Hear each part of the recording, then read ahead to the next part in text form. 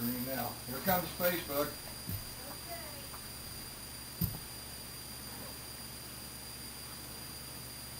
You got that stuff off, didn't you, Greg? Boy, he did. He got shortened up big time. Absolutely. Well, folks, welcome to the Works Local Racing Roundup, and we're glad that you can make it here with us this evening. And we are going to have a Nevada Speedway night. Greg, what do you think about that? I love it. Like home away from home for me. I was going to say, you've turned a lap or two down there, haven't you? Yes, I have. Okay. Oh, we better get some noise going here. That's all you got there? Yeah. Sometimes I don't know why. we have technical problems here on the works. Not a big deal. It's See if just, that does it, Mary. we're understaffed. No, it's a technical problem. There you go. I heard me say understaffed. Did that do it? Huh? I'm showing Here sound it's real staticky. here on the computer.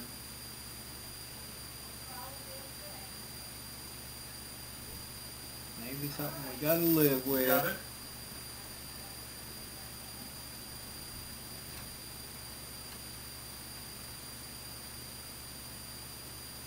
This Richard's watching. Oh, really? Yeah, this is it. Is officially watching. Kurt, your family. Hello. Sorry about that, folks, but like I said, I got a little technical problem of some kind there that just keeps flaring up on me. But welcome to the Works Local Racing Roundup. Glad to have you with us tonight. We are having a Nevada Speedway special tonight. And Greg, I know you're familiar with Nevada.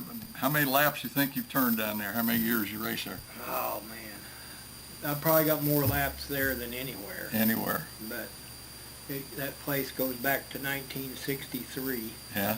There's a lot of interesting history there. And Jerry Davis is taking over and doing a heck of a job from what I hear. I just got a really gleaming good report from Billy Shadden when I talked to him, and he said, you know, I think they're doing a good job. He said for coming in the first year, you know, and working with the track and the racers and everything and kind of getting the feel for things. He said, you know, they're working their way through the stuff. And, you know, what more can you ask for somebody, you know, that That's right. doesn't have that much experience in it? But, by the way, we've got Jerry Davis sitting in here with us this evening. And Jerry is the, I don't know if you noticed today, but I put you down as manager, announcer, photographer. Right. All of the above. Right.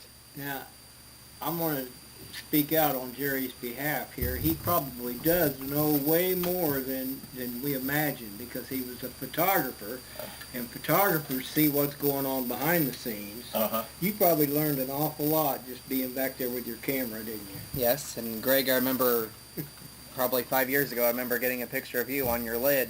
Did you really? I did. Yes. Yeah, that's one of those deals. Oh, Jerry. But yeah, you see a lot of stuff that goes on, you know, behind the camera. And, Well, now, I got to ask you, I mean, that's the first time I met you was, I think, at Monette, and you had your camera. But is that how you got started? Had you been a sports photographer or just a photographer in general? Or had you had racing a passion for it before that all started? How did that come together? well, my parents took me to the races whenever I was real little. Nevada, Joplin, North Fork, Monette. Mm-hmm. And I just always had an interest in it. And then I got a point and shoot, just a little point and shoot camera that I took with me one weekend and just started taking pictures, and then it just kind of grew from there, you know. Yeah. So. Well, the more and more that you hung around the racetracks and you learned, I'm going to say you learned, you had to learn a lot for people to put trust in you, but you were kind of handed the reins at Nevada. I mean, did you see that coming? How did that work out? The track, I'm not going to say wasn't going to open this year, but it sounded like if somebody didn't step forward that the track wasn't going to. And one day the owner came up to us and approached us and said, hey, can I work out a deal with you? And he offered this kind of deal to lease the track from him. Yeah. So Right. That's got to say a lot right there that he came to you. Exactly, that's It my mu- thoughts. He must have thought that it was going to be in pretty comfortable hands, Yeah. or qualified hands, to come to you and offer to want to well, do and that. we've never ran a business before, you know, Uh-huh. so we were very overwhelmed. Basically started with a bank account of zero, pretty much, you know, Uh-huh. to get this started this year. So So you're probably still overwhelmed, aren't you? yes, yeah, Well, it never stops. It never stops. I think a lot of you and your family, I mean, your mom stepped in as a photographer because you're busy with everything else. I mean, did you train her? Did she train you? How did that happen? We were out there for probably one season at least together, and we helped each other out, you know. Yeah.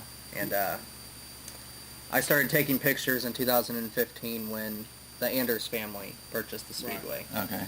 And then in 2017 there was a little falling out with some employees, Uh-huh. and that's kind of when I jumped in up into the tower. Oh, okay. Working up All there, right. so. Yeah. Well, you know, I guess photography's been your forte, but I think it's really, really cool that we got Lisa Burlington in the house. Ah, yes. And you both obviously studied each other's work. Yes, yeah. Lisa's been a big help ever since I started doing this. Big supporter, you know, always words of encouragement. Anything I needed help with, she'd help me with, you know. So That's awesome. You know, one of the things that I think that has made the transition fairly comfortable for you and your family at Nevada has been that there was a really good working crew there already, and basically just, I guess you want to say, needed some leadership to step in and say, okay, guys, everybody, you know, this is what we're going to do. Yeah. It may not work every night or everything. Right. But anyway, a good crew there to start with. for the most part, yeah. Obviously, the weather has been a huge factor this year. Not really any night has went exactly like we wanted it to, which it never will. You know, in reality, nothing's ever going to go perfect. Yeah. Sounds like doing this show. It seems like every night there is something. You'll see you guys. Huh? Is it showing the pictures? That's all it's showing. Yeah, right now that's all it's showing. When Mary gets done, Okay, just want to make sure. we'll, I'm already critiquing. yeah, that's okay. So they're not blessed with our presence usually. They don't see you. Oh, we're only showing the car. Okay, I can Hey, take I that. shaved I for can take this. care of that. Here. Yep, that's what I I'm was like. sorry. Yeah. Thank you, Lisa. You're welcome. I was like, oh, that's why I said, where you guys at? There we are. How about There. that? It'll pop up in about 20 seconds. Well, you've been hearing us talk, but It's all him. this is Jerry Davis. That's Mike Kraft, That's me. I'm this one. and I'm Greg. But Hey. Hey, there we are. Thank you, Lisa. You're welcome. Never even thought about it. But anyway, like you say, weather, and Saturday night was no exception. I have to say, I was down in the pits and I seen that cloud roll it in, and I thought, oh, no, please, not. I drove an hour and a half to get here. I don't want to go home empty-handed. And first thing, man, I felt a little drop or two, and I thought, oh, yeah, get in the car, might get out of this mud down here in these pits before it starts. Yeah. So I jumped up in the parking lot and came up, and by the time I got to the tower, we were in a rain delay. And 2 hours later, I think it was 11 o'clock or right around there, we got it started. But I got to give you guys credit for hanging in there. Boy, I know a lot of places that would have said, hey, save your ticket stubs. Right. See you next week. Right. Yeah, our crew's pretty dedicated. You know, we'll do whatever it takes to try to get the show in. No matter how much it rains, we're going to try to get it in, you know. And I know some will complain that, you know, the track may not have been perfect or whatever, but in reality, it's their choice if they want to Yeah, they want to race or the not. same you know. track for you everybody. know, that's Yeah. kind of a Nevada tradition. I mean, obviously you're young, and I don't know how far back you can remember, but every promoter down there at Nevada has been hard as nails. I mean, we're getting this show in, you know. Hard as Yeah. nails. And That's a good way to describe it. there was it's never been known for having a big payout. Right. It was like you love it. If you're at Nevada, you love racing. Right. And It's not about the money. exactly. And I remember when I was a young man, started racing. I'd raced. I'd been to Nevada before, But we had several racetracks on Saturday night to choose from. I think we were headed for Jeff City, and we didn't have, the cell phones to watch the weather, but we would predict, and there's clouds, Jeff City's going to be rained out. So then we turned south and we were going to go to Bolivar, because they raced on Saturday night. And then it looked like Bolivar was going to get hit. Yeah. And we sure didn't want to go to Nevada because it looked like it was going to get hit hard. So we said, we'll go to Springfield, because they got a little dirt track in the infield back in the 70s or early 80s. And I said, that rain looks like it's going to head for Springfield too. I said, I'm going, as bad as it looks for Nevada, I'm choosing Nevada. So we drove across 54 there over to Nevada and got the show in, but there was two Twister sister tornadoes that came right by the racetrack. Really? When we were racing. Really? That was back in the early 80s. Wow. I'll never forget that. Yeah. And I think every place rained out but Nevada. Yeah. And Wow. so A long history of Nevada, like what'd you say, 63, Greg, it started? 1963 is when it was built. It has to be one of the oldest running tracks in the state of Missouri. Any idea on that, Greg? You're the historian, sir. Because Monette's right in there, too. My history generally comes from people who witnessed things, and unfortunately now most of them are gone. They raced, I think, at the fairgrounds in Nevada before that track was built. Okay. There was a racetrack in Nevada somewhere. Yeah. And then Dick Mogan, I get a lot of this from when I lettered cars. Dick Mogan, I would go to El Dorado Springs and paint his. He said, I used to ride my bicycle to a racetrack here in El Dorado Springs. So there was one there too. And in Nevada, I guess, I don't know how many years it went without a track, but in '63 it opened. Yeah. Wow. And Dave Greenlee was the second promoter. Right. The first one was the guy that built it. Yeah. And you probably know the history from there. Maybe. Maybe. Probably one of the most famous racers to come out of Nevada. And I think they're from Fort Scott as the Bolins. And of course, that would be Ron Bolin. And of course, his passing, what was it, just 3 weeks ago, something like that? Hasn't been very long. 2 weeks ago.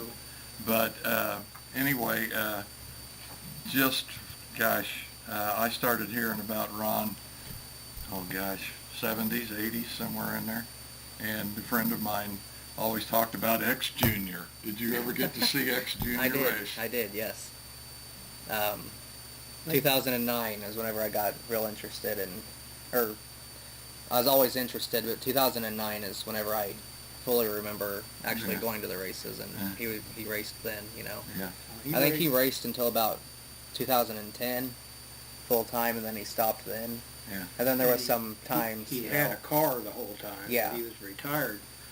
But I believe the last time he raced was 2018, and I think it's the last night I raced there too. Oh, really? I didn't count on it being that way, but Yeah. he was driving. The owner of the track provided the car, and so Ron said that it wasn't handling well, but he did pretty good. I mean, he could drive a dump truck to a victory lane at Celebration, I think. Mm-hmm. So, man, he was awesome, and he's every bit as legendary of a figure as you can imagine. Absolutely. I don't know if you could put him on the same status as Larry Phillips, but I would have to think around that southwestern part of the state as well, maybe a little further out, Ron Bolin and X Junior are just synonymous with racing. I'm going to put him in a class with Gene Claxton. Okay. He's like Nevada's version of Claxton, Yeah. and about the same age. And Gene, by the way, he hasn't officially announced his retirement, but it appears like he's tired. Oh, really? He's even stepping out of the IMCA deal that he just started this year. Sold both cars. Really? Oh, my gosh. Well, that would be a shame, but you never know about Gene. But anyway, things change. And Jerry, the way I see it, you're in a new era now at Nevada. And I think you're the right man for the job. You really... Don't laugh when he says that, okay? I know. I mean, I'm going to give you nothing but encouragement. Yeah. I mean, I feel like that place is unique in the fact that it's still got its small town character. and I believe that the drivers can come to you with their problems, and if they're not polite, I mean, they need to learn to be. Yeah. Yeah. Because you deserve to be addressed as a gentleman. Yeah. I really feel that in my heart. I think you're the right guy. Yeah. From what I've learned about Jerry is he's going to be fair, Yeah. but the decisions are going to be made as far as what's good for the track, the racers, and the fans. I believe that, Jerry. I really do. Yeah. I think that's the truth. But anyway, here's one. Talking about small town atmosphere. Now, you guys just had a big show down there just a few weeks back. You had the NWRA down there, which to me is really becoming one of the, and I try not to use this term too heavy, but premier racing series here in and around the Kansas City area, Midwest, however far you want to go with it. Big show for Nevada, I think. I don't know, have they had anything like that at all here in recent years? We've had some sprint car shows, but I think that was probably one of the biggest that we've had. Yeah. And that Well, since I know, you know, Let's that I can remember. define sprint car. I know you've had the lightning sprint. Yes. Yeah. Okay. I like, excuse me for interrupting, I think- I like this picture here I do too. because that has to have been a few years back. That number 6 is probably one of Timmerman's cars. Do you know? To me, though, the place looks a little more dressed up there. That looks like it might be Adrian. No, that's the deck up there, isn't it, Jerry? It Is comes that out. the reserved? Yeah, that comes out from the. Yeah, but look at the cars to the left. Yeah, that's right. I think that's Great. Adrian. Not unless they allowed parking there on the end. Well, this was on Norma, or you sent that to me? Yeah, it was on Nevada's Facebook page. Yeah, see, and that's Now, that's Nevada. That It has to go probably back is. way back because there's no fencing or anything behind Right. the seats there. So that's got to be a fairly old picture there. Do you have pictures from the past that you kind of inherited with your position? I don't know if you've heard of Steve Still. Yeah. He moved to Texas, but his home track was Nevada Speedway. Oh, really? And Well, he no doubt came to Adrian, so if there's Oh, an yeah. Adrian picture in there, it makes sense. You Oh, could, yeah. yeah. Adrian and Nevada kind of worked together for a while, Yeah. and there's so many different little eras, you know, but Nevada was old reliable. Yeah. I mean, like I said, it's been around that long. Yeah, we're getting off my question here. I'm sorry. I started getting off the question. It was me. But yeah. anyway, MWRA show. Let's talk a little bit about the schedule coming up. I think you may possibly be having 2 big races up down there this year. Of course, one of them's going to be the Lehman. Right. And then the other one is probably going to have something to do with bowling. But can you tell us anything about that? I think your mom told me earlier it was June 23rd was the Lehman. 26. 26 will be the Lehman. Yeah, check your phone. Let's pick up the schedule here. And tell us about that. Okay. So yeah, on June 26th, we're going to have the second annual Carl Lehman race. Last year was the first race for that, and Yeah. it was a pretty big event. You know? I think I was there, I'm not sure. I think so. Yeah, because you interviewed Dean Willey. He Oh, was starting okay. on the Yeah, pole, right, so, right. yeah. Sellout crowd. I think around 30 street stocks was there. So Right, oh man. Yeah, that'll be some good stuff. It should be a good show again this year. Okay. Again, that's on June 26th. It's setting at 1,230 to win and Wow. 112 to start. Wow, So that is excellent Is money. it coming from local sponsors? yes, Yeah. yeah, all sponsors coming from Nevada area. Now, So that is what, stock cars, pure stocks? Or what? street stock, yeah. A street stock. So Now, is that similar to what Power Eye's running? yes, Okay, so, Yeah. I get those confused. super stock. Yeah, Yeah, super stock. Yeah. Okay. it's about all the same. Oh man, that ought to be good. You ought to have a ton of cars Yeah. after that. Yeah. Okay, any other big shows that we're looking forward to? The Saturday after on July 3rd, it's going to be our first annual Budweiser 30. It's going to be a 30-lap B-Mod special. Oh, that'll be good too. 1,000 to win, and that's sponsored by Budweiser products. Yeah, Nevada's known for one of their big fireworks shows. So at intermission there'll be fireworks, and that's by Eddie's Auto. At intermission instead of at the end of the program. At intermission, yes. All right. All Yep. right. Something that we do every year there. Yeah. If nothing else, folks, you can come park in the parking lot and watch the fireworks. That's right. Biggest fireworks display in Nevada. It is. Then on July 10th, I'm excited for that one. It's going to be Carb Night. Right. I know Carb is here in Kansas City. Uh-huh. It's Boosters.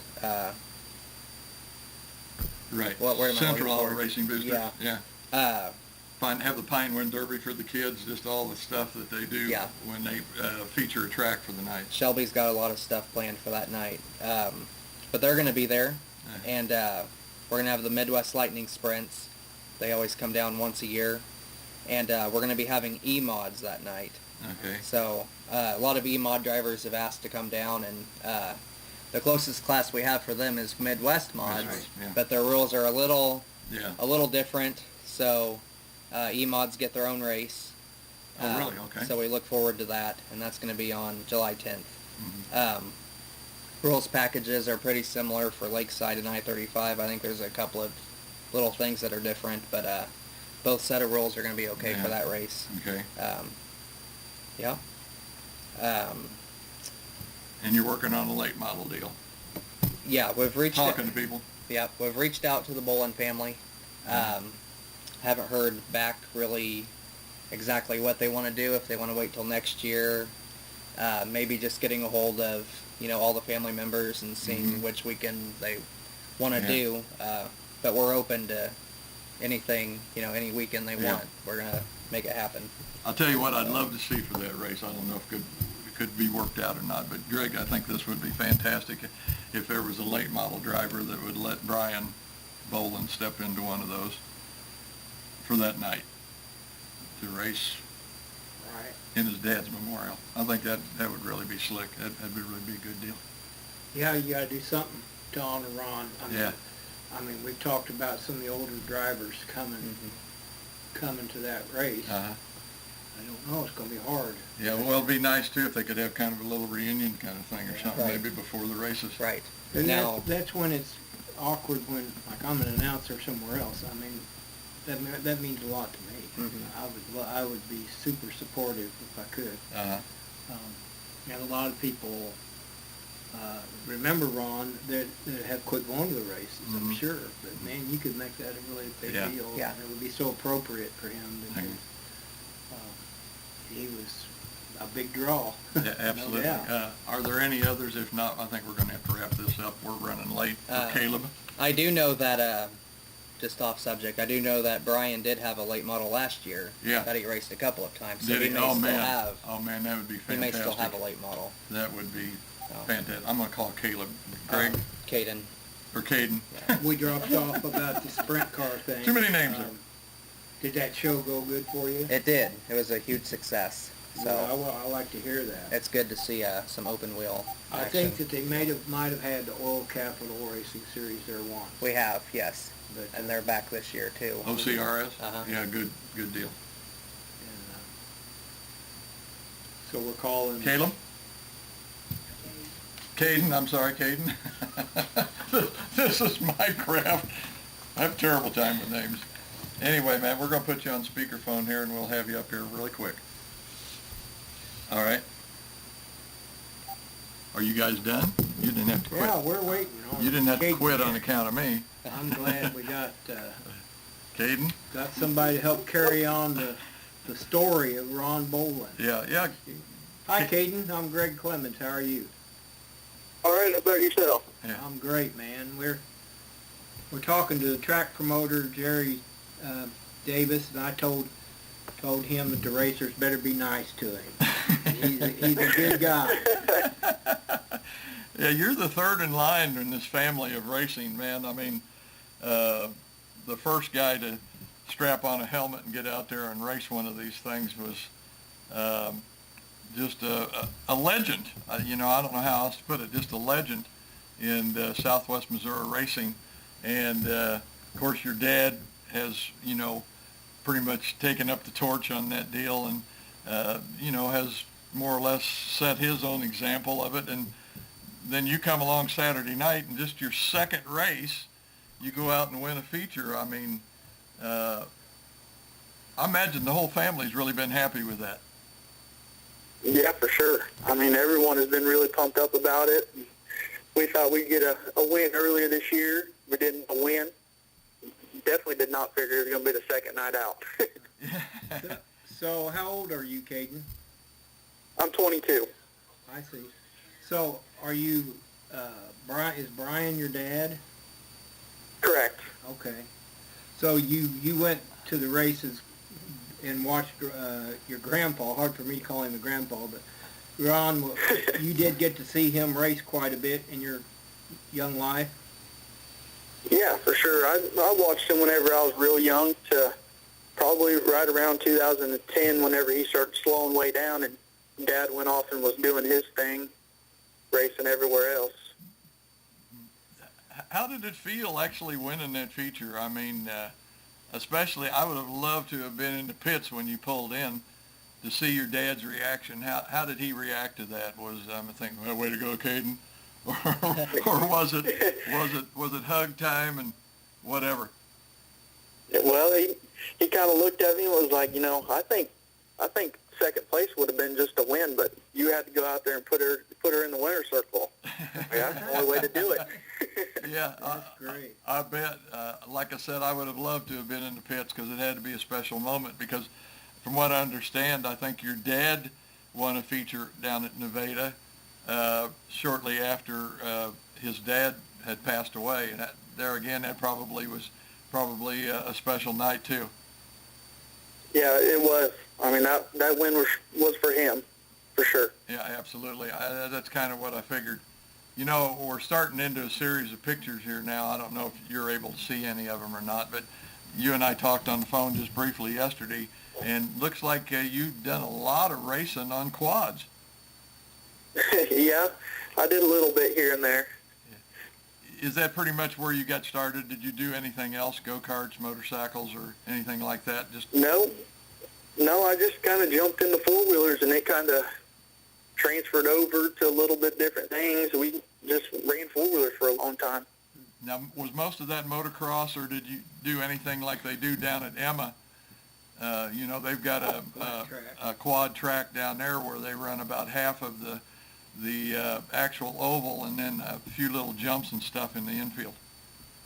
Yeah, I didn't do nothing like that. I kind of started out with doing shodeos, kind of like what they do at rodeos, what they called, and started with that, and then we went down to Springfield one night, and they're like, you guys should try motocross. Uh-huh. Like, oh, that's a different ball game there. we went ahead and tried that out, and I guess we kind of got stuck with that for a while. Yeah. Wow. Well, and Caden, going back to your win this past weekend, I know a lot of wins sometimes are, just by a car length win, and some wins are like, I won the feature. But I got to say, that was a race right up to the end of the wire there, I know you and Jordan Beard put on a good show right there at the end, so I know that those wins are probably the biggest wins for drivers, Oh, yeah. So. Yeah, I mean, that was a super big win to me. I mean, I got to run against a really good race car driver. He ran a really good race, and I really would have thought I was going to get second, and I kind of came into one there pretty good. And the car got hooked, and we drag raced down the backstretch, and I was pretty pumped just right then that I was able to get a run on him. Now here's your race. Yeah, here's your race. Are you able to watch any of this, Caden, or? I might be able to put you on speakerphone and switch over to fit. Don't lose us. Yeah, because looks like to me you're back in, Fourth, it looks like. I think fourth right now. Yep. Whose car? Where did the car come from? This car came out of Oklahoma. I can't remember the kid's name off the top of my head, but it was set up Midwest race ready, pretty much. Oh, okay. So do you own that car now? Yes.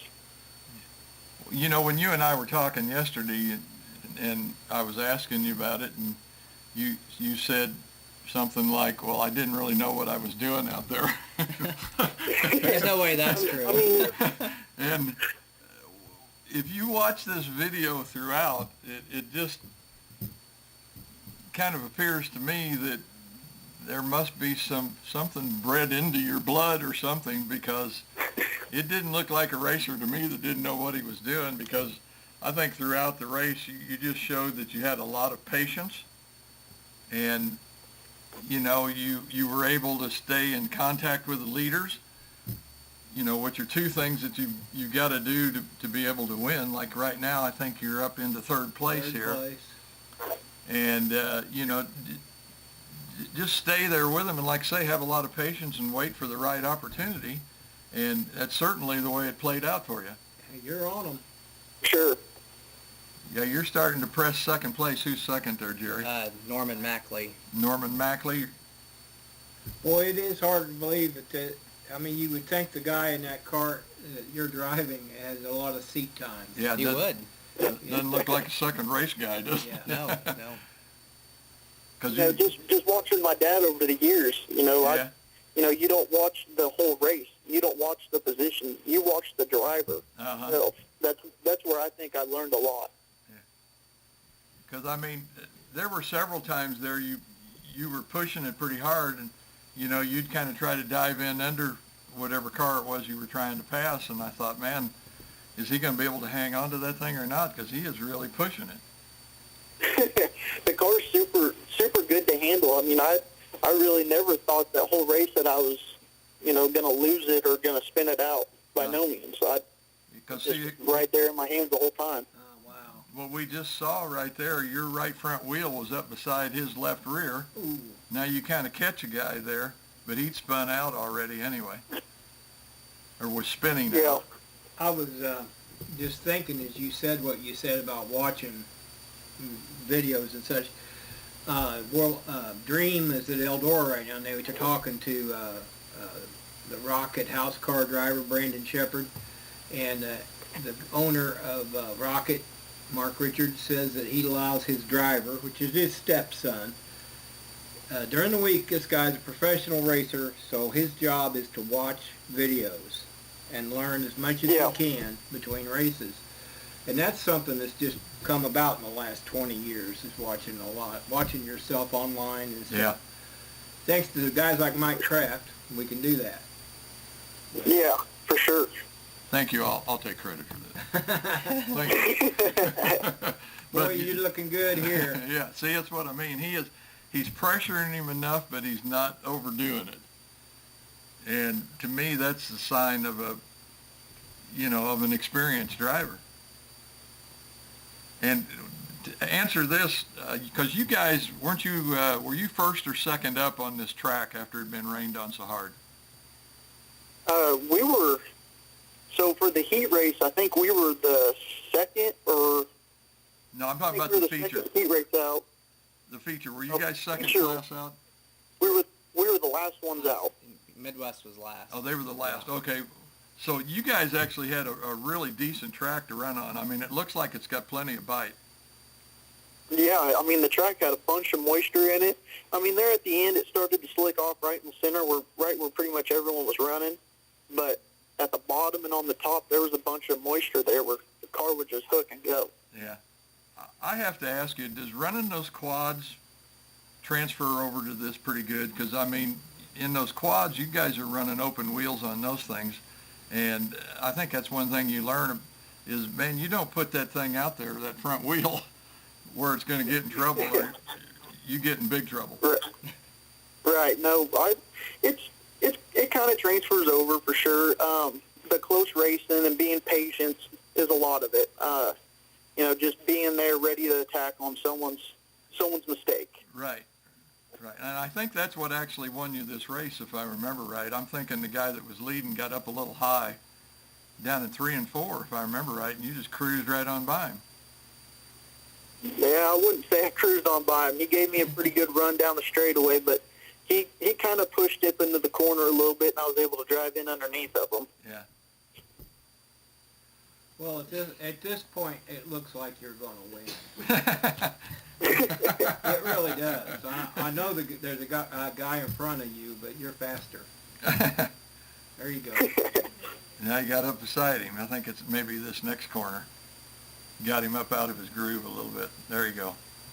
And I just got to say, that Jordan Beard that ended up getting second, he's one of the nicest people I've ever met at the track. And Oh, really? He's one driver that I think any driver would want to race against. Yeah. Very clean. As well as you, Caden. Very clean. Yeah. Both Yeah, of I you mean, guys. I told him that he actually messaged me on Facebook, what was that, Monday, and he's like, congratulations on your win, man. He's like, I didn't even know you were there. And I was like, man, I wanted to come over and talk to you because you ran a good race. And you're a really good race car driver, and this was only my second time out. Yeah. Right. Looked like there at the checkered flag about 3.5 car lengths. So like Greg says, I think you were faster. You couldn't show it because you couldn't get around him. But I tell you what, tell us a little bit about your chassis, the motor, and the shock package that you run on this hot rod. Well, it's a GRT race car. It's a 2016 by Phillips. I'm running I got a Ron, for right there. Brantley Goxel over in Nevada as my shock package. In that picture. And he's been really good on the shocks. I mean, he came in and he told me what I needed to be running, so I went ahead and pretty much threw him on, and that car came to life. I'll be Really, I mean, I struggled the first night out with the shocks I had on, and now they're there. Yeah, going to be there forever now, huh? I hope so. I hope they last the whole season. We're looking at a picture in Victory Lane, and your Grandpa Ron was in a driver's suit. Did you see that last picture? It's like he had won. Yeah, but I just seen that. Were And I you was a in little there? guy in that one. Were you the littlest guy in the front row? Right. I was just off to the right of them. Where I think I was wearing plaid shorts. Yeah, we got you. Black shirt, plaid shorts. Okay. Yep. And I guess Nevada, you got any it's idea left, about what year right. that was? Man, I could not I tell would you say what year that would 2010. even be. Yeah, something around there. 2009. Yeah, absolutely. 09 would probably be pretty close. Yeah. This is probably a dumb question, but I ask them all the time. Did you have a racing hero as you were growing up, either somebody local or a national person? Oh man, I think I had 1,000 of them. I thought my Uncle Ronnie was one of my heroes. I think my dad was one of my heroes, and I didn't get to watch my grandpa in the best of his prime, but I mean, if I could have, he probably would have been my biggest hero. Yeah, absolutely. I would think the same thing too. But Now there was another, Ron's father raced at the old Fort Scott racetrack. Have you heard much about that generation? So the X originally came from Richard Sharp. Richard Sharp, okay. Somebody had the Yeah. X at Fort Scott, and that must have been He Richard. was from Fort Scott. Then my grandpa got involved with racing, and then it's went from there. yeah, So the X came from Richard Sharp, Yes. okay. all right. And was he family at all? Yes, he is a cousin. Okay. Okay, all right. So yeah, I've seen pictures of the X at Fort Scott track, and your dad or your grandpa Ron, I raced against him. First race was 1978, Wow. and I really never Oh, got man. to talk to him much. Uh-huh. I remember the first time I went to Nevada, I hadn't heard of anybody down there, and there's this long-headed dude running around, and he hopped in some old Plymouth Duster. It had an X Junior on it, and he outrun everybody. I mean, like a scalded ass ape. And all of a sudden, it goes off the backstretch. There was no wall, and he hit a light pole, knocked a light pole over, and went through a garage. And that was your grandpa. And I was racing it, and it went dark just like that. I think I had heard that story Yeah. about the light pole. That could be bad at a race car. Absolutely. But man, he was dominant back then. I said, Yeah. who was that guy? Who was that flash of light? You know, Caden, it takes a bunch of folks to get you racers on the track each week. And, boy, I know it's only been 2 races, but I know there's still got to be a bunch of people behind you. Tell us who some of your sponsors, friends, family, anybody that helps you get to the track each week. Oh, man, I've got a lot of people to thank. I mean, one of my biggest supporters is my dad. My Uncle Ronnie has helped me through this. Zach Marsh has helped me. My grandpa John has helped me a bunch. I've got some buddies that has helped me through this a little bit here and there when they had time. Got a couple sponsors. I got DNC Sanitation out of Fort Scott. They've helped me out quite a bit this year. Old 54 and Cycle down there at Fort Scott, they work on motorcycles. They just got into it, and they think I'm the coolest thing in the world. And then I got another guy that is Rock and H Construction, and he jumped in it also, and everyone's helped out a bunch. Anyone that's been with me through this all, Yeah. I couldn't thank them enough. Yeah, all right. Well, Caden, I want to thank you for talking with us here tonight, and I'm sure you're going to be back at Nevada next week, ready to do it again. I hope so. I work on the road, and I got a lot of work to do to be ready to go, and I'm sure I'll probably be there. Yeah, well, I got a message from your dad earlier. I think he's going to be able to talk to us, so if you don't mind, we're going to switch over and try to get a hold of him. But congratulations on the win Saturday night. And Greg, I think we got to keep an eye on the X1, isn't it? Yes. Yeah, congratulations, man. You're carrying on the family tradition big time. And, Thank you, guys. just, All right. just by name alone, man, I'm super supportive. Yeah. So we want to see Thank you. you racing again for sure. All right. Thanks a lot, Caden. You take care, buddy. Have a good evening. Yep, thank you, guys. You too. Bye-bye. Bye. Greg, you and Jerry can talk. Well, that was neat. I mean, you're like in control of this place. It's entertained that area of Missouri since 1963. I mean, you got to feel some kind of reward for what you're going through right now. I know it's tough. I do. I feel more overwhelmed than anything. Wow. You know, it's a full job. It really is. You know, 7 days a week you're at the track doing some kind of work up there. You know. Well, I've got a lot of Brian? memories. This Some Mike, of we're going to put you on speakerphone. it just related to things like the front All right. stretch wall. It used to be railroad ties stuck on end. They were like driven in the ground side by side. And my friend Kenny Gilmore is the one that put the concrete wall in. Okay. And there used to be a ramp where guys that came with a flatbed truck would back up to it and unload their race cars. Because back in the 60s, everybody did that. Yeah. And there's a lot of cool stuff about Nevada. Yeah. Brian Bolin, hi, how are you, buddy? I'm good. How are you? Yeah, Oh, great. that's Greg Clemens, by the way. And, of course, I think you already knew. Jerry Davis is already sitting in here with us. I was watching a little bit of it with Caden on there, so yeah, I seen Yeah. Clements was there. And I think right here at the very first, we're going to go through about 6 or 8 or so pictures here with your dad. And I'm sure a lot of people have expressed their sympathies to you with the passing of your dad here just a few weeks back. And we're losing so many of these folks that have raced in racing for so many years and kind of, how do you want to say it, laid the groundwork for the rest of it and made it, I think, easier for us and educated us and, did all kinds of things. And your dad, I think, was one of those people. Oh, for sure. I think we're losing a generation that there'll never be nothing like it ever again. They've all made life way easier on us and showed us how to do it and made us all smarter and better racers. Yeah, well, we still got Greg Clemens with us, so That transcends generations. he raced with your dad. He was just talking about the light pole and garage incident just there a few minutes ago. Yeah, I remember. I've known him for a long time. I remember watching him race around.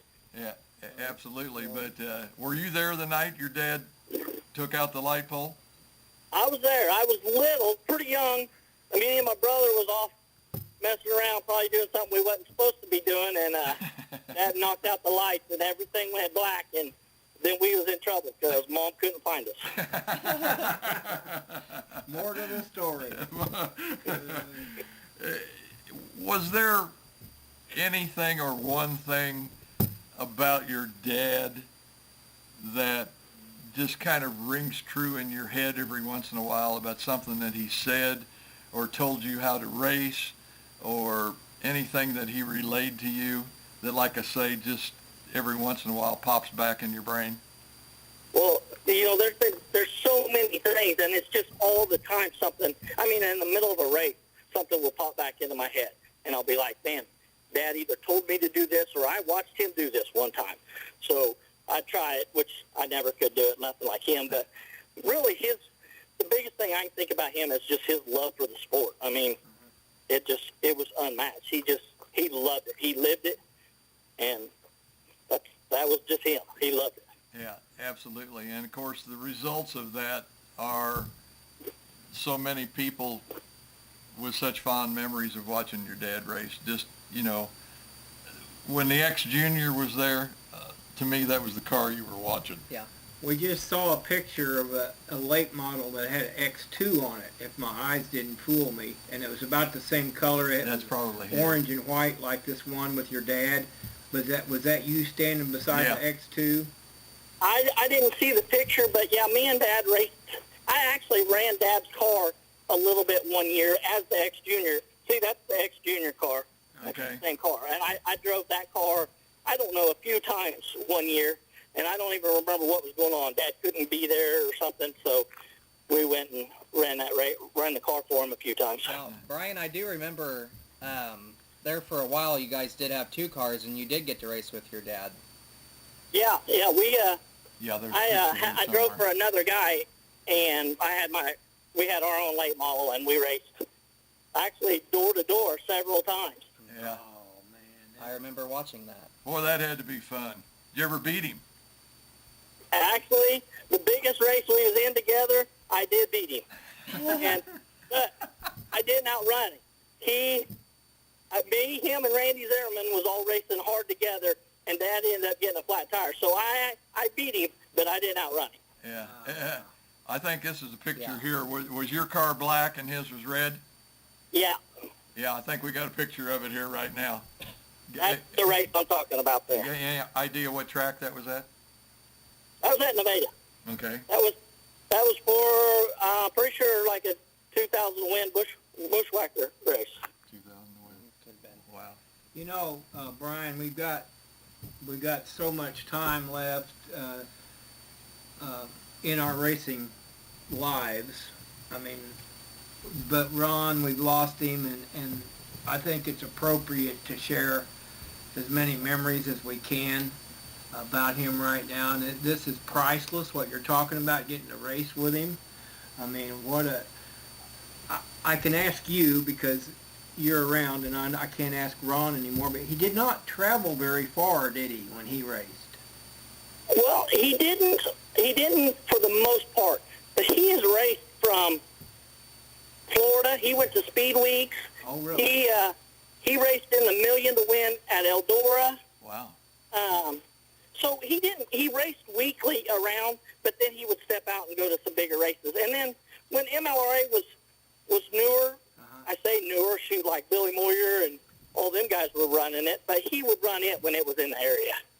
Well, that really warms my heart because I was thinking this weekend, the big dream race at Eldora, and as much as I knew about Ron, I said, man, I really kind of doubt that he ever went to Eldora to even watch, but he went there and raced? He raced in the Million. Oh, wow. Huh. Well, now, we were talking about Richard Sharp. Richard raced himself, I guess, before Ron did, but was Richard really a key person for Ron's career? Yeah, Richard was my dad's aunt's husband, so it'd been his uncle. Uh-huh. And he's the one that got him into racing. He's the one that took him racing all the time when he was young and stuff, and actually started the love for racing was because of Richard. About how many years did your dad race? I think Dad started in like 72. And then what his last race would have been, Jerry, was that just like 2 years ago? It was in 17, I think, when they had that big late model special, and he raced Rob Hale's late model. Right. Okay, yeah. Yeah, I'm pretty sure that was his last race. I think so. Any words or anything like that when he got out of the car? I mean, did he know that was it when he stepped out of it? Were you there, Brian? No, he thought he was going to get back in it his last day. Yeah. I raced that That's all he night, talked about. I'll be darned. and we pitted near each other there on that north end, and he didn't like the way the car drove, and he was kind of ready to hang it up, I think. But he wasn't pleased with that night for sure, but I've seen him pleased very few times, even if he won by half a track. And not completely pleased with the race car. well, he meant so much to me. I'd like to share a little story about your dad. Okay.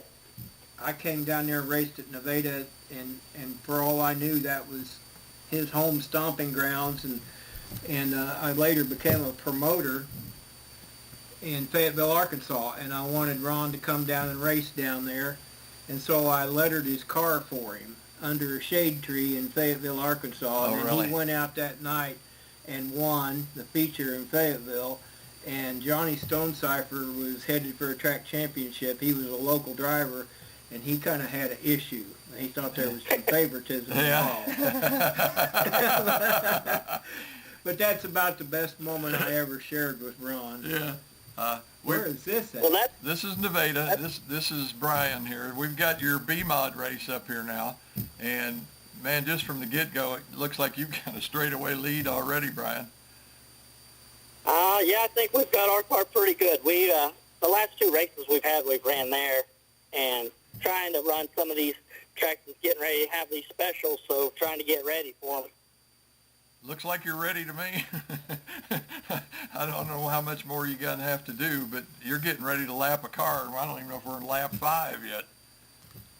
It's a black Yeah, car. the Right. track was Yeah. pretty tricky, so, some of them guys were having a little bit of trouble, and that's where experience really helped me out a lot. Yeah. Because now, were you guys second out? I was thinking there was a modified race second out. Jerry, if I remember right, I think we might have been third, but I'm not sure. I couldn't tell you. Yeah, I can't either. Is this the same night that Caden raced? Yes, Yeah. same night. I see. Yeah. Yeah, that's one thing that's pretty neat is now I never got to race with Rick with the original X. I've won on the same night at the same track now as my brother, my dad, and now my son. Wow. There again, and I meant to mention it earlier. I had another question there. Man, you've got to be pretty proud of Caden. I mean, just the second race out, and just as we were sitting here on the panel talking earlier, just looked so professional in what he did. I mean, if I had watched that video and didn't know, I'd swear the kid had been driving for 4, 5, 6 years. He completely is impressing me. I mean, I don't even know what to say about it. He's doing things that maybe I haven't seen out of a new driver since maybe my brother. My brother's the only one I ever seen get in the car right away and was just comfortable. Yeah. Your whole family's talented, that's for sure. Yeah. Speaking of that talent, is there something about Nevada Speedway that just suits you guys so well? I don't know. I've been asked that question 100 times, and I don't know. I couldn't answer that. I guess we're just comfortable there. Yeah. I think you guys have turned so many laps, Yeah. you can do it with your eyes shut. Yeah, that's just yeah, what I was sure. saying. You could probably write a book on the place about how to set the car up. Yeah, for sure. Me and my brother and my dad, could do that. For sure. We've ran enough laps and we've seen, almost every track condition at that place and everything. So that's a huge advantage for us. And a little bit to Caden because he's watched all of us race a lot of laps. Uh-huh. You can tell that when he races. He knows what to do. He just got to figure out how to do it. Yeah. Well, he sure looked like he knew. From what I was saying, we were just talking about how he used, patience and stayed with the leaders and then just picked the right time to make his move. I mean, that's a veteran driver, Brian. That's a veteran driver. Yeah, that's what I've said. I've seen people that's raced for years that would have never made that pass. I don't know what to say about it. He asked me, he's like, "Are you surprised that I won this early?" Uh-huh. I said, "I'm not really surprised that you won this early because lots of things could happen where a person could win. But I was super surprised in the fashion that you won." Yeah. I agree with that totally. Absolutely. But anyway, you're handling this race here. To me, every time the green flag dropped, why, you just pulled away. And it just was the yellows the only thing that kept the race close. You probably might have come close to lapping a lot of folks there in that. Yeah. Just 6 cars, if I remember right. Yeah, a couple of them didn't make the feature, so I don't know how many started for sure. Yeah. What chassis is this? We're looking at the blue X2 right here. Yeah. Yeah, actually, that's off the car that we totaled a brand new car already this year, but both cars we ran have been Phoenix cars by Troop 4, Yeah. Brantley and Brooke Gottschall. So, I mean, shoot, we wouldn't even be racing if it wasn't for them helping us out after that big wreck we had. Yeah. Right. Where did that happen at? At Wheatland. Wheatland? Yeah, like 6 nights out, totaled a brand new car. Wow. Yeah, I seen some pictures from Lucas Oil, I think on your Facebook page there, and I figured they get enough advertisement. I wasn't going to show those. But anyway,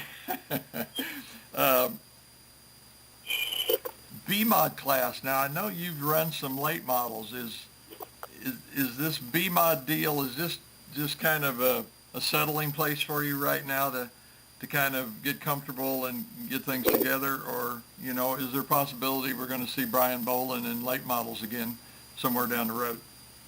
Oh, most of my career I've been in A-Mod stuff. And then when my kids started getting older and had lots going on, I slowed down in racing. And the J&L guttering on there, they wanted to, they love racing. Scott and Chris and Dennis, they love it. Go everywhere watching races. They wanted to be more involved with the sport, so they bought this B-Mod and asked me to drive it for them. And so, but as far as moving up, probably won't see much more of me after the next couple of years. Not the way Caden's going. He's going to run me out of it probably. It's funny how sometimes dads, when some of the kids start having success, are just as happy being a crew chief or working on the car, but sitting on the sidelines watching that kid. When he's racing, are you like what I was when my son was wrestling and he was just about to get pinned and I'm sitting there with my shoulder up? Are you in the pits kind of sitting beside him there in the driver's seat? Oh yeah, I'm telling him every move to make, trying to anyway. But yeah, I've watched, my dad, of course, race all my life, and my brother, and none of them make me nervous like Caden. Anyway. Oh, he was so smooth. Yeah, man. I mean, he looked great. So one question that we have is you've won a lot of big races, and is there any of them that stand out to you that's your favorite or it's a great memory of yours? Yeah, well, probably some of the ones that stand out the most to me aren't my biggest races. Like the race, getting to run door to door with my dad in his, in a late model in his world, and just to be able to say that I ran beside him. A lot of people in this area would love to be able to say they did that. So that's a huge deal to me. Yeah. The Whitworth Memorial, me and my brother both won it one year on the same date. So that was a pretty neat deal. We won 2 big races. Yeah. And then the Mike Clark Memorial was a big one for me. Mike Clark was huge in helping me get started in racing when he had no reason to help me. I was nobody. Yeah, absolutely. Right now we've got a picture of your dad's casket, and there was one thing I was interested to see, and it says, "Give me 3 steps." What does that mean? The old Leonard Skinner song, "Give Me 3 Steps." Oh. That, which I'm sure Greg can tell you, because I'm sure he would have had to paint "Give Me 3 Steps" on the back of that car. But every car he's ever had in his life, he had "Give Me 3 Steps" on it. Yeah. And just listen to the song, and it's pretty self-explanatory. Yeah, You give me 3 steps, and you'll never see me again. I asked him when I was painting, give me 3 steps on the back of his race car. Is that because your hair's colored yellow? It was all fitting, wasn't it? Yeah. I'm sure he was probably buried in Fort Scott, correct? Yeah. Well, he actually was buried just north of Fort Scott in a small town, Prescott. That's where his dad and stuff is buried. So. Yeah. Well,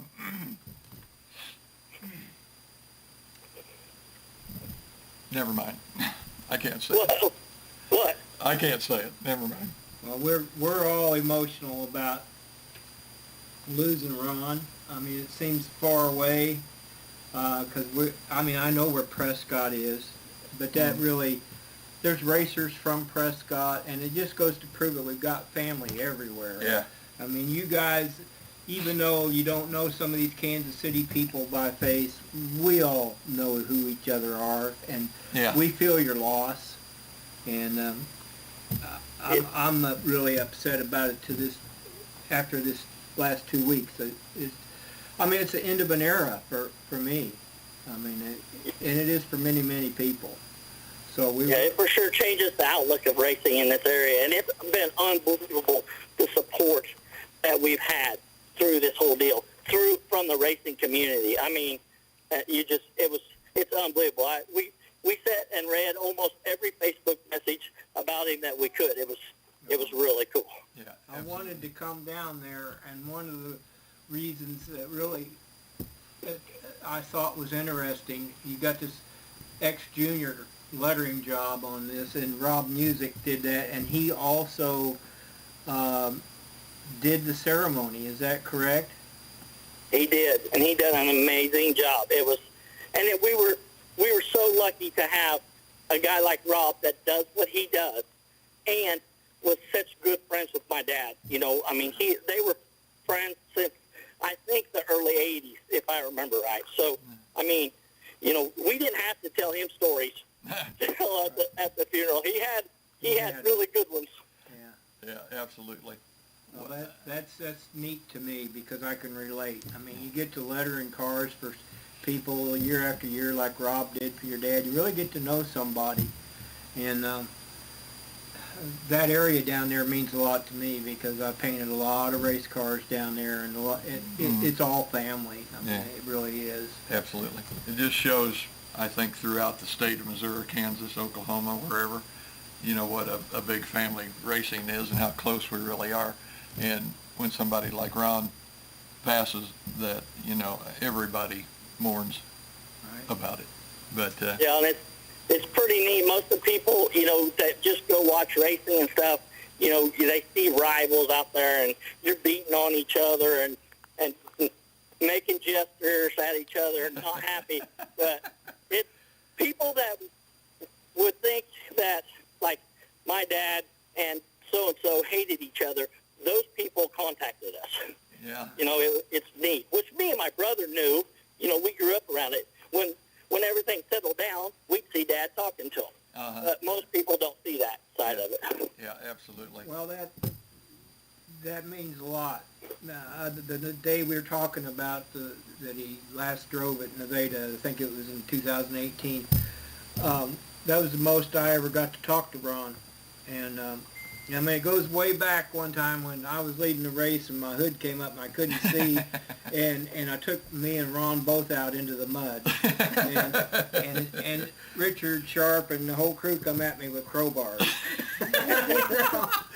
But it was all forgotten, man. That day, I think Ron and I realized that we'd spent that era together. Yeah. And oh yeah, I can remember being a kid. You'd see them men in the dirt fighting with each other, and then the next week they'd be standing beside each other at a pit meeting. Yeah, it's a special thing. Yeah. Hey, It's just super competitive, and, you know, when you are competitive, emotions will get the best of you. absolutely. Sure will. You just got to let tomorrow be tomorrow. Forget Yeah. about yesterday. Yeah. Well, Brian, I know that you've got a bunch of folks behind you. Would you like to tell us who some of them are, the people that really make it possible for you to be able to race? Oh, yeah, for sure. Like I said, Brantley and Brooke Gottschall at True 4 by Phoenix, you know, we're driving their cars, and Brantley does all of my shocks. We was at his shop putting that car together we finally left there at like 10 till 6 Saturday to make it to Nevada Wow. Speedway to go race.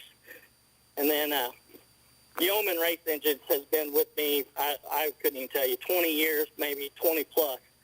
And they're another one like Mike Clark that they helped me out when I didn't deserve it. You know, I wasn't nobody. They didn't even know who I was. They took a chance on me. Right. And then Billy Portwood, they're in Nevada. He does a lot of race car bodies, all kinds of fabrication. And right there in town in Nevada, he's helped me for years also.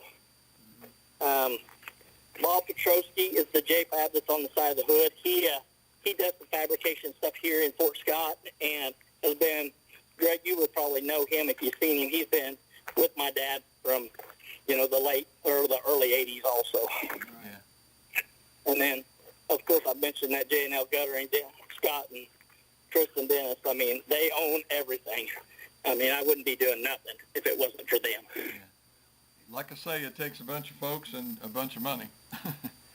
Yeah, it does. And the cool thing is, these aren't just sponsors to us. These are our friends. You know, I mean, we do stuff away from racing with all these people also. Yeah, that makes it special. That's what when you makes do that. Nevada area so special. I mean, it really is a gem, because racetracks come and racetracks go, but that track has been bonding people together all these years. Mm-hmm. And Yeah, and I didn't mention Chuck and Christy Holmes at Hometown. They're another one that has supported my dad since I was a little kid and stuff. Most of these sponsors, honestly, you know, helped my dad at one time. That's the only reason they know me. All right. Don't cut yourself short, man.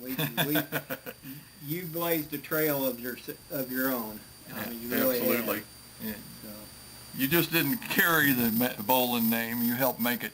like Dale Earnhardt Jr., man. Well, I hope that I've carried it well. I hope that, you know, I didn't disgrace it, for No, sure. Absolutely not. But anyway, Brian, we're going to have to end this up here, man. And I appreciate you taking some time and evidently trying to work something out so that you could be on with us. I really do appreciate you doing that.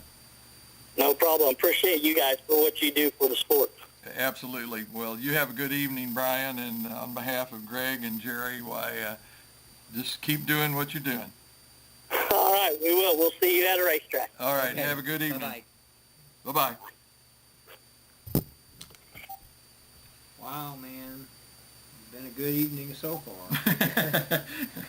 You gonna pull somebody else out of the hat We here? got one more here. Billy? And This is Jerry's selection here. we could say, I guess we can say that, can't we, Jerry? Yeah, we'll be here a while. We'll be here a while. yeah, Billy, he can talk. He can. Hey, Billy. Yeah, this is Mike. We're going to put you on speakerphone, and then we'll get right after you.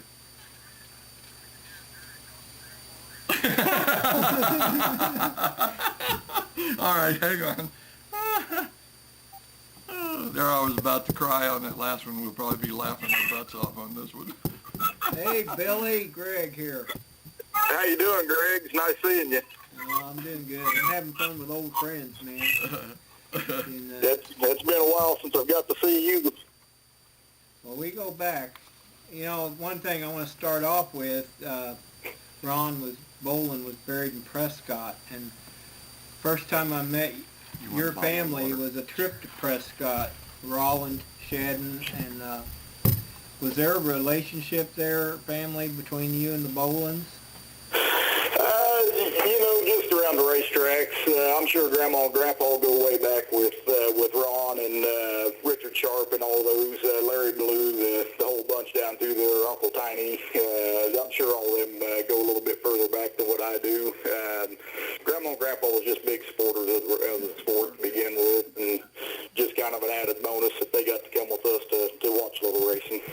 Yeah, well, they were special people, and I'll not forget my trips to Prescott, and a lot of race cars littered there out of their little barn behind their house, and Yes, sir. there was even an old race car in the weeds by the railroad tracks that had like an iron pipe for a roll cage. Yep, the old GT3. I can't remember the guy's name that originally owned that, but that car got dug out about a year ago, and last I knew it was sitting down around Fort Scott now. Yeah, it's neat that you can connect the dots, people, and tie them all together, and it's really neat how that works sometimes. Grandma and Grandpa thought the world of you. Always enjoyed watching you run and having you up, especially coming up the letter of the cars. I know there wasn't any better at hand lettering than yourselves, and to me it was a pretty awesome ordeal whenever I got to get my first car lettered by you. It worked out pretty good. Surprised some of them panels still aren't out there, Greg. Oh man, things are long gone. I do have the body that you lettered for me in 2002. I do still have it. Really? Wow. Yes, sir. I like the fact in my career that I've got to see guys that are now your age. I remember when you were just a kid and you were getting started in racing, I was thinking about that whenever I was listening to the stories of Ron Bolin, when Brian was on there talking and kind of looking back through some pictures. I remember growing up around Lynn County and watching guys like yourself at Adrian and Bill Johns, hanging around Jess Folk the whole time. But it's cool talking about Ron Bolin, about sitting in the stands over there, and when he'd show up at halftime, and you wouldn't have to look out because 3/4 of the crowd standing up throwing their X up, and that showed who was in the house. Seeing him show up, seeing him come out and come off tailback and either win or come close to it, he was putting the show on, and it was really something to watch. Yes, it was. Yeah, we've got a great picture up here now. I've always said the family that stays together is the family that buries the hatchet together. And yes, sir. Where is this at? I'd have to get in here and look at it. Yeah, where is that at, Billy? It's called. That was a few Jack and root beers ago last Friday night. Oh. That was somewhere up around Overland Park. I'm not sure exactly what road we was on. Up around 119th Street. 119th. I'll be darned. I've heard about these places and wondered about that. I know my wife was a little upset about something one time. All she wanted to do was go out and break some fruit jars with a pistol. We had some friends of ours that's there with us. The wives there, they kind of set us all up. They wouldn't let us know where we was going. We was guessing all the way up there. We went and ate at Q39 and barbecue, and then we didn't know. We thought we was going to end up down at Butler to watch the races or up at Lakeside anywhere, and they pulled up in there, so we got to go in. That's the first time we got to throw any axes, and I don't think I won, but we had a lot of fun. I'm always worried about hitting that target wrong and that axe go flying some crazy angle. We had a couple of them that hit just about right. That made a guy think about being standing there in the way. You really had to watch where you is at. Yeah. We've got a picture up now. Like I say, you'll probably be on about a 20 or 30-second delay. But I think this is one of your daughters at a father-daughter dance. Yep, that's my youngest daughter, Reagan. I think that would have been our last father-daughter dance. Would have been 3 years ago. Yeah, and how old is she now? She looks about 10? She is 13 now. Well, yep. Good guess. Yep, I'll be darned. You're an Yeah, old she's man. 13, and my oldest daughter that Greg would remember, she's sitting here on the couch with us, and she just turned 20 years old. Well, tell her to stay there because her picture will probably be up here pretty soon. Uh-oh, you'll embarrass her pretty good. How's everything, by the way, in Crazy Town? Well, it's going pretty good. As long as they stay on their side of the river, we're doing okay. My little girl there, she works out there, so I told her just make sure she ain't bringing any of them home. Yeah. And I think this is you and your wife, I think. This looks like a Lisa Burlington picture here. Yep, that's myself and my wife. I think that would have been, it's probably 10, 11 years ago, somewhere around that range. Okay, now, how long have you been racing, and how did you get started? Got started racing, just Greg knows the story on that quite a bit there with my grandparents. Was kind of born into it. Growing up, my family was tied in with Jess Folk Sr. and the Folk family on racing. Got up a little bit older. My cousin Robert Brown, he started racing there around 90, 91, and then Jerry Brown, he started running. So for me, it's just always kind of something I wanted to do, and got the opportunity to start racing. I believe it was 1998 is when I started running. Wasn't real good the first year, and we got a little bit better as time went on. We had a lot of support behind us. Tiny Joel's has been a big part of us. Getting a little better down around our area here, but yeah, we've been running. I think that'd be about 23 or 24 years. Yeah. I remember going to Wanda, was your grandma? Yes, sir. Yeah, and she was a videographer, kind of like Mike Kraft. And then there was another guy that shot video at Nevada, Tom McCready. T.J. McCready, and that was actually my Aunt Fanchen that was the one that done the filming. Oh, okay. Well, anyway, we'd go to Wanda's after lettering the race car and sit in there and watch race videos. Oh, really? Yeah. And you were little, man. But Yeah. I remember all that time. and it's obvious that you liked the Folks. I think you kind of related there, but you carry the number 6 that Whitey. It's the same style and everything that Whitey had on his car. Yeah. There's no blood relation, but growing up, Jeff has been like an uncle to us, so it's kind of fitting on it there. The 7 that Robert carried was cousin Jess, and 6 was actually Grandma wanted me to run the number 6, so that's why we got 6. My original number, I was going to run number 61 because Jim Rettinger from there at Lynn County and back at the Adrian days, but Grandma asked me if I'd put 6 on there, and that's kind of where we got the 6, and then we kind of borrowed the design of the 6 off of Whitey there. I didn't get any arguments out of him. He told me go ahead. So Well, that's a good-looking car. I appreciate that. And I like, people ask about the switch to wraps and all that. It doesn't bother me at all. I'm saving my back. I used to be bent over. We like the wraps. Billy Humble treats us really well. Right.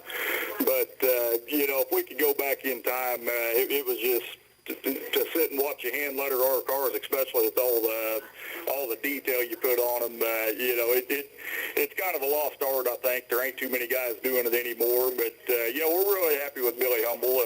His wraps has treated us pretty good, but he's always on to me because I wait 4 or 5 years before we'll do a body and a wrap, so it gets kind of banged up a little bit, and then we end up switching it back up and having him redo it all again for us. Yeah. I like it. Anybody that has a good-looking race car, to me, I just like to see people have pride in the way their cars look, and whether they were a customer of mine or not. Yeah. I like seeing that. Yeah. And Sure. I think we've got a picture up here now of your daughter 26. racing. Looks like front-wheel drive. Yep, that's her little front-wheel drive hobby stock. I actually ride with her in the passenger seat of that one. Oh, really? Where you race that at?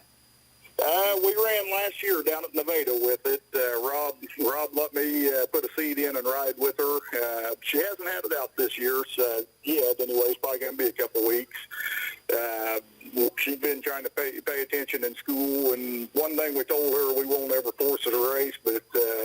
cars there if she ever wants to, but we wanted to make sure she's being a kid too. So probably gonna be a couple more weeks, and we're gonna come down there and have some fun with her.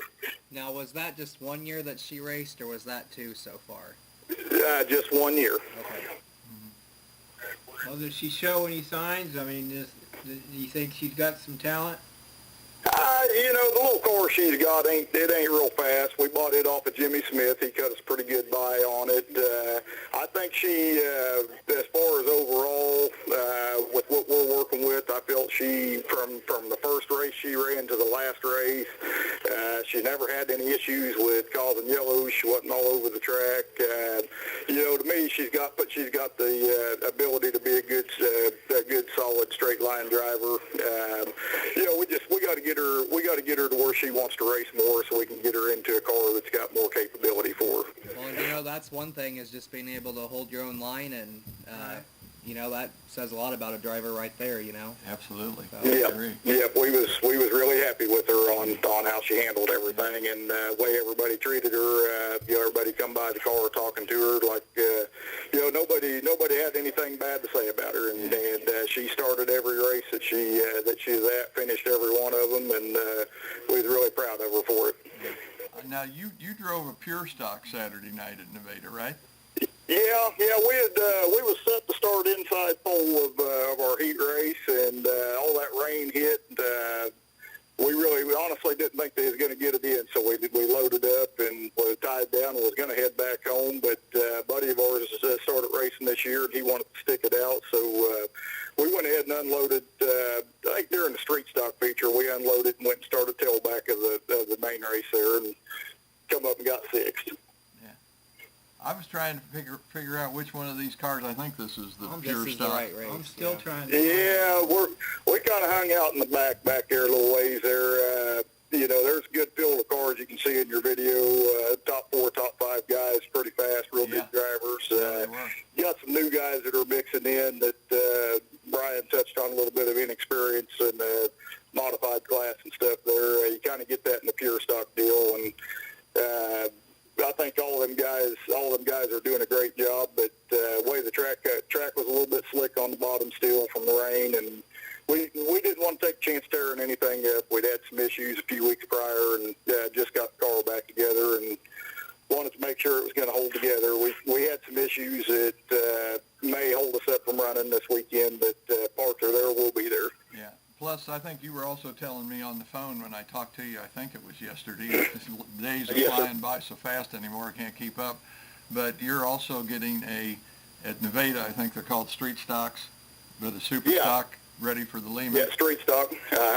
Yep, we went up today. I actually, 2018, I wasn't going to really do any racing at all in 2018. A buddy of mine had dealt for one and had me drive it, and kind of led into a full-on ordeal that Flooring Company buddy of ours, he bought it out, and I pretty well got a full ride with it, and we didn't race it at all last year, so I was spending time with my daughter, and we finally got it back going. We drove it today, but we're still a few days away from having it ready to go, but we're shooting for the week before the Lehman Memorial to be able to get it out and come run. Now, is that a class that you've run quite a bit in, or is this going to be something new for you? No, I've stuck around the factory stock, pure stock deal most of the time. The street stock ordeal was more Jerry, by his brother Robert. I've owned one. We owned one back in 07, 08, and they cost so much money. I don't really like having to spend that kind of money on one. I like driving it, but it's kind of a good fit to be able to drive for somebody. Right. I think Jerry, as the manager at Nevada, has got a questionnaire that he wants you to fill out. So, absolutely. And I think he's kind of wanting to see what it is that people like about Nevada. I know that you live quite a bit of ways from Nevada, and I know there's other options of places you can go. Sure. Why do you call Nevada your home track? Because I feel like we get a good hometown feel when we come there. It's an hour and 25-minute pull for us. as far as other options, we could travel south on Fridays or even over Butler on Friday nights. And my wife works Fridays and gets up and works Saturday morning, so it is really hard for us to get out on Friday nights. We switched over to Nevada back in 2017. Family was running there, and man, I tell you, we pull in, and everybody from drivers to fans to track workers, everybody treats us really good. It's to me, it's somewhere that we can go and relax. There you go, Jerry. You got all your info you need there. Yeah. Well, in this video, Jerry's got a really good field of pure stocks and that other racetrack. Yeah, was that the biggest class that That night? class is hurting. We had a pretty good draw. I see him pulling Tommy Joel's hood off the track right there. I think there was 19 of them that signed in down there Saturday night. That was a really good draw. I was happy to see the support in the class.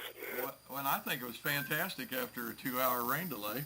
Yeah. That many stayed. Absolutely.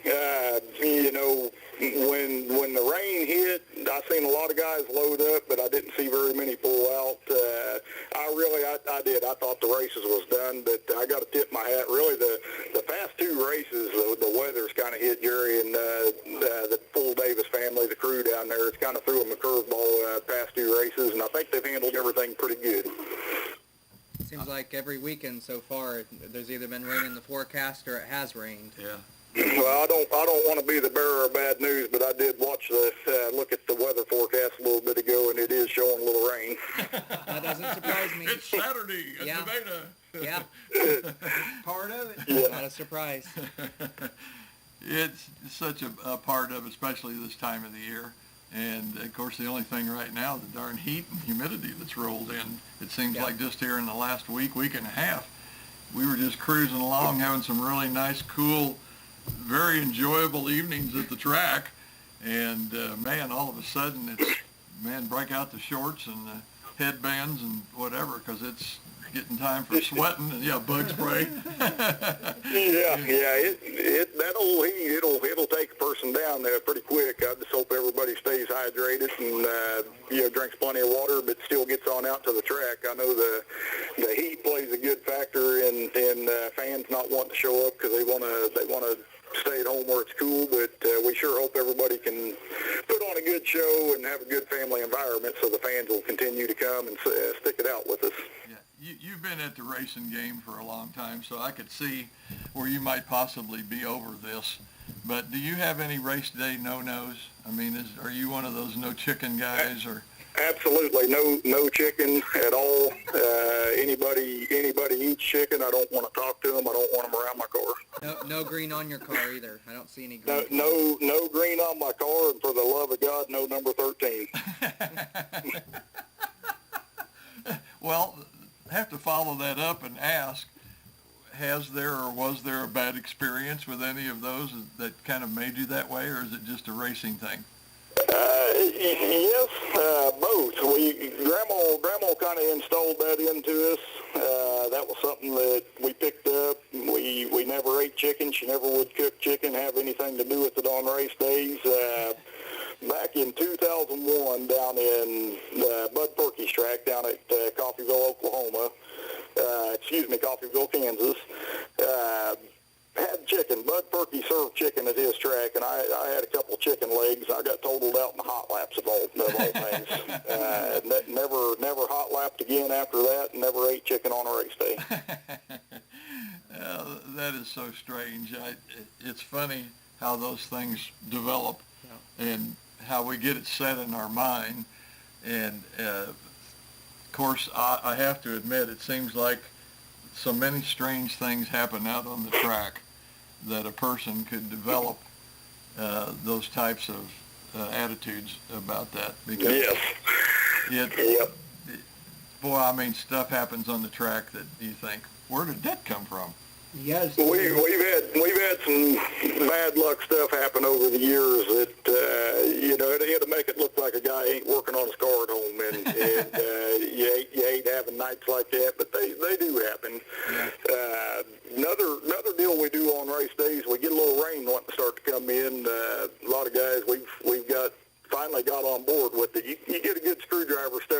you can park the storm and get it away for a little bit, and Really? long enough to race. Now that's a new one. I got to remember that one, Lisa. What do you think about that? You carry a screwdriver around with you? Put her in the ground? And That's not what I use it for.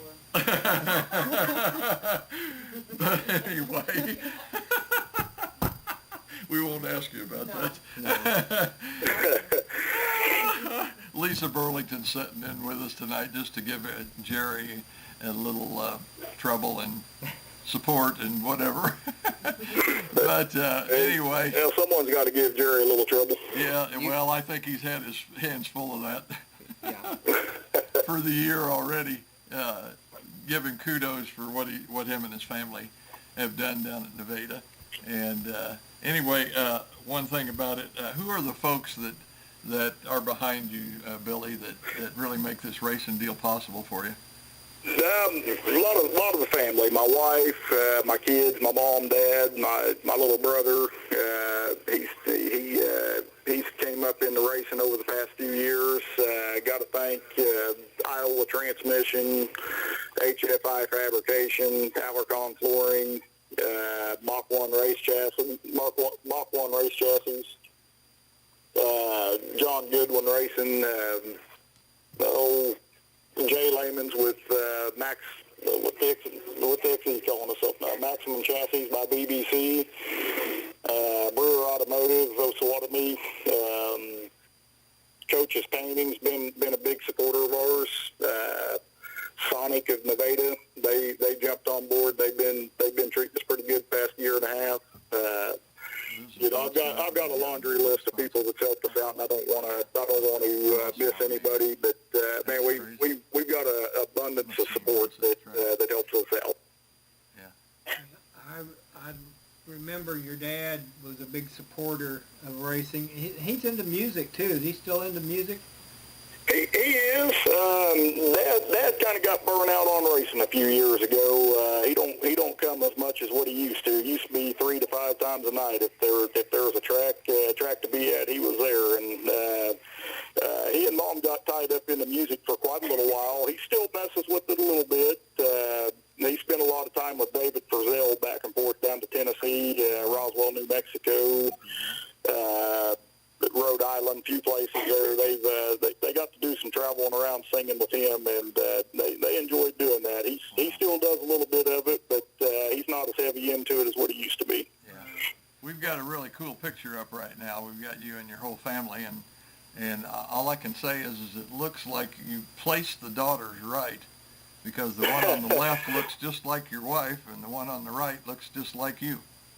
Yeah, and they both act like their mom. I can't tell by the tone of your voice whether that was good or bad. Nah, they both are really good kids. We're really proud of the pair of them. I'm hoping that my oldest daughter decides she wants to jump into a car sooner or later, but I don't think she's going to do it. She's drove around the yard a little bit. She did a powder puff race, but my youngest one, she adapted. She's been by my side wanting to race ever since she could talk, and she's picked up on it. But I couldn't be any prouder of the pair of them. They both been really good kids, and I don't think that I could say anything negative that any of them's done. They ain't ever got in trouble. So. Yeah. So Billy, a question we have here is, what has been your biggest thrill in racing, whether it be a win or a certain race that you've ran in your career?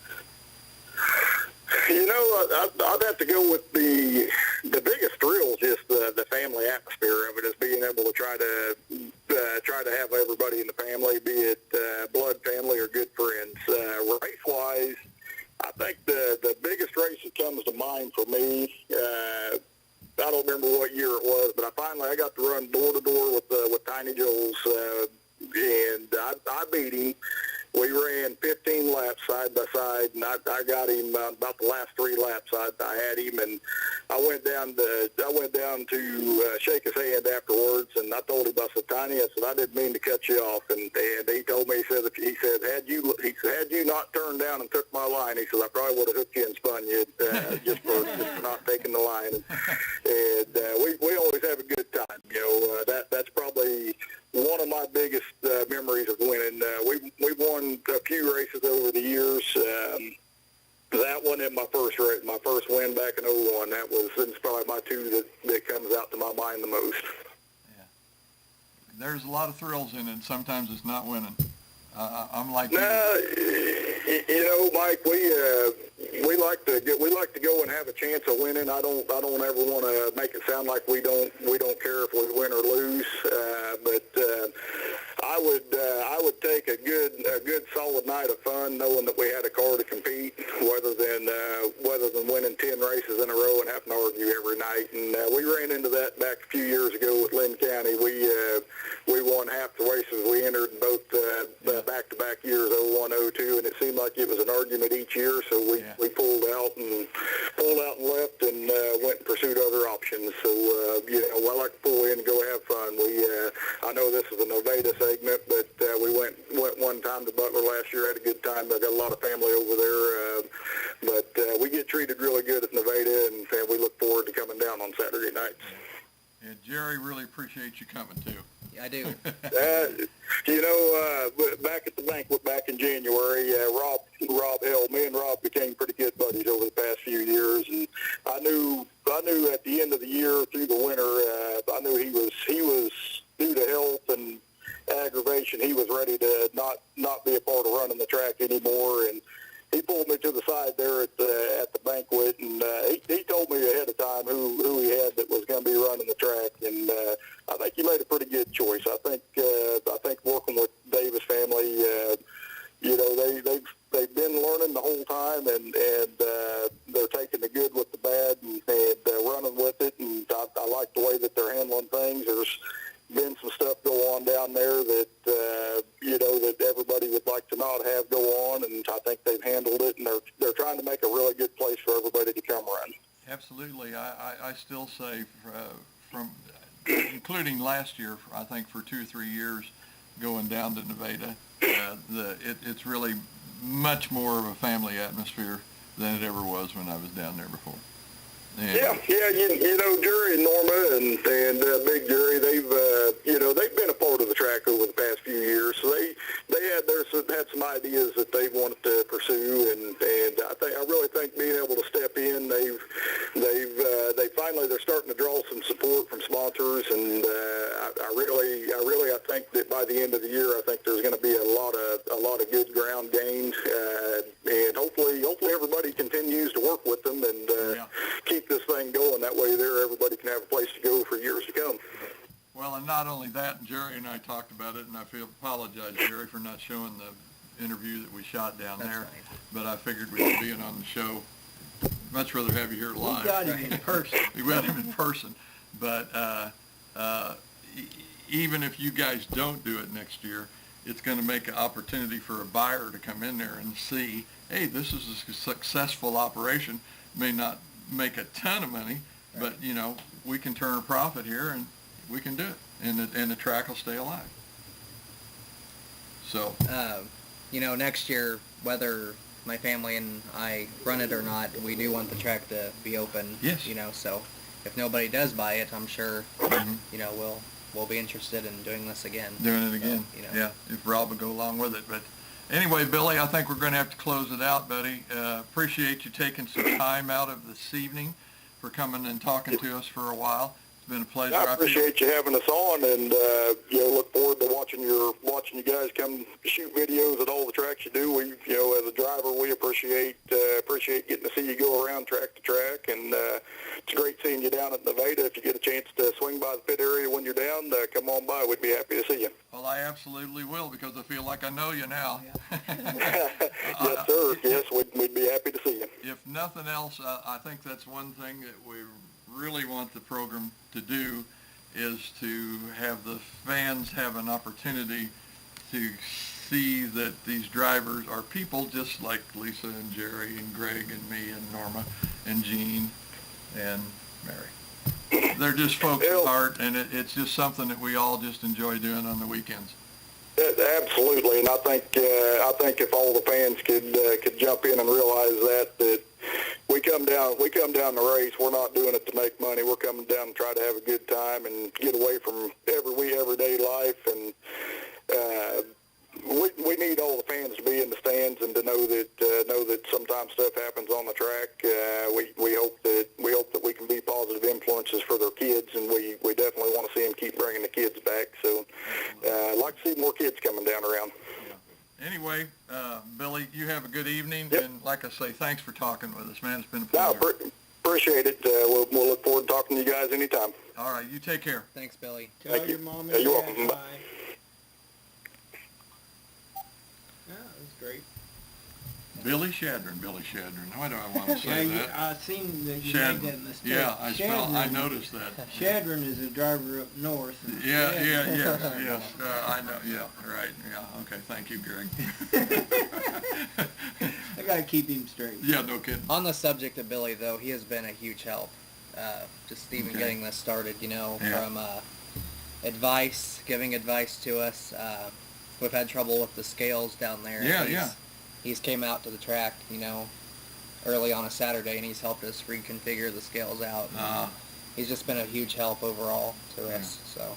Yeah, I think the time before last there was a problem on the scales Yeah. that night I was Yeah. there, and looked like things didn't go well. No. Yeah. But one of those nights at the track, it's just like this here. Sometimes stuff just doesn't go well. But anyway, Jerry, anything else you want to say about the Nevada Speedway? I know we covered a lot of We stuff did. there Saturday night, and you had your notebook there, and I thought, oh man, this is great, because Right. I just feel like sponsors are such an important part of racing, and so very seldom actually get mentioned and get credit for what they do, because drivers in the winner's circle and or the tracks don't always have the opportunity to Right. let you know who those people are, and you have a list And for us. I can run through the Absolutely, let's do it. sponsors for the Lehman race that's coming up. Okay. Twyla's Liquidation Outlet. Bobby. These all Nevada businesses, by the way? Yes. Way to go. Bobby King Racing, Roy Schatz Racing, Sosaby Motorsports. There, I think Mike Sosaby's Yeah, at Lake heard that. Overland Park. Norma Davis Photography. Oh, really? No. I'm sure she's putting in a quarter Right. of the purse. Yes, she is.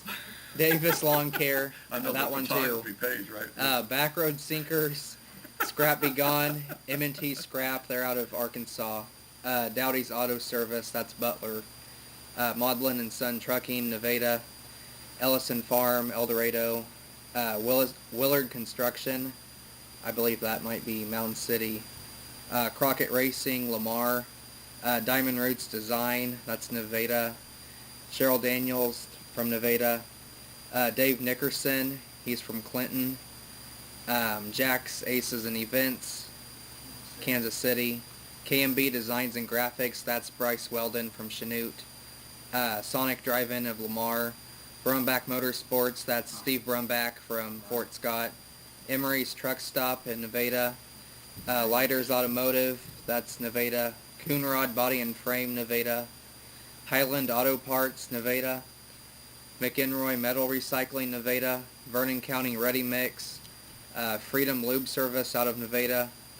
Cynthia Maxim, Nevada. And O'Reilly's Auto Parts in Nevada. So, without these sponsors, this race wouldn't be happening. So, big shout out to them, And going back to what we were saying about Nevada, it's over the years it's gotten a bad reputation, kind of, unfortunately, and just having all of these drivers supporting us and sponsors sticking beside us, it's made it possible. Because without these drivers or anybody around, it wouldn't be possible to even open the doors this year. Absolutely. So, Absolutely. Any final word do you have? Just thanks for watching, and I hope that you guys can make it down to Nevada sometime to either watch or race. We'd love to have you. What about the Bushwhacker Days in Nevada? Is that coming on? Bushwhacker weekend is this weekend. Oh, it is. We do have a special. I'm glad you mentioned that, Greg.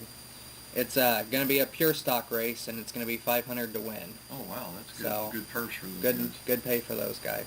Yeah, absolutely. So, Well, I think you've got a great schedule there, and wish you the best of luck, man. Yeah, I hope the bowling thing works out. I do too. I really hope you get a good late model race That on would there be for nice. that. I think that would really be fitting for the Speedway as well as the bowling family. it would. It would. And would just be a fantastic deal. And I hope I Ryan agree. gets to race in it. I agree.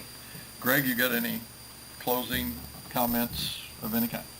Valley Speedway Saturday night, that's where I'll be. Tomorrow night, Friday night, they have kart races at KC Raceway. Friday night? Carts? Friday, yeah, no micros this Friday. Okay, They'll be back next week. okay. Of course, I'm dying to go home and watch more from Eldora. Yeah, I forgot about that. That's a big deal this weekend. Yeah. And other than that, man, go to Nevada Speedway. There you go. Bushwhacker days. I used to go Yeah. down there for the parade, go to the races. Yeah. Yeah. Big deal. Take my car through the parade, race that night. Really? Oh, wow. Oh, yeah. Sounds like fun. Yeah. Yeah. Big weekend. So. Well, folks, I hope you've enjoyed the show. There again, it's been a pleasure for Cheeseworks Videos to be able to have a Nevada night. With a track, like I say, that has a history that Nevada has, and for the Davis family to step in and keep that rolling and keep the track open and racing going on there is really a great deal. And it's the very least that I think we can do to help support them in that effort. And I think we talked, Jerry, how far, for me, from North Kansas City, where we're sitting at 75 miles an hour, I can make it in an hour and 20 minutes. How about Springfield? How far is that? Springfield from Nevada is probably about 2 hours. 2 hours? Yeah. Okay, let's go over to Fort Scott and Okay. over that way. Humboldt. Humboldt would probably be an hour at least, maybe a little over an hour from Nevada. Okay, an So- hour. And what about going east? Let's go, say, over around Wheatland, over around Okay. there. Wheatland's a good hour. So Okay. So not tremendously long drives. I No. mean, Lisa, I-35, 50 minutes. US 36, 50 minutes. Bethany, hour and 15. Nevada, hour and 20. Hey, if we're real serious race fans, you're going to get out there and go somewhere. I mean, Yeah. you got me for the first time for years, they want me to go to Vegas. Yeah, And I finally was able to do it. For the mid- He was or actually shocked that I showed sprints. up. I was. for the sprints. Yeah. Yeah. And, no, I was there a couple weeks ago. Oh, okay. Now, let's- You didn't go for the MWRA? You didn't go. Okay. No, I was working my track. You were working. I was working. She is a paid woman. Not really. I'm gonna call it that. But anyway, folks, what I'm trying to say here is Not that far. that it's No. not that far to Nevada, and it's from Kansas City. It's interstate, the whole shot, and it's not 5 minutes off the interstate when you get off there at the exit. And if you have to, you can stop at Walmart on the way. There's one right there in town by the track, and Casey's, and is it a Burger King? Burger King, right there at the McDonald's? light. Yeah.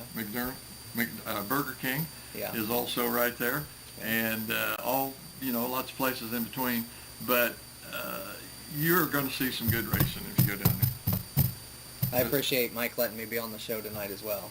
He does a lot for the racing community. So if you ever see Mike at a track, be sure to say hello to him. Please do stop and say hello. I can't tell you how much I personally enjoy it. Mary does too. She'll stand there and yak with somebody forever.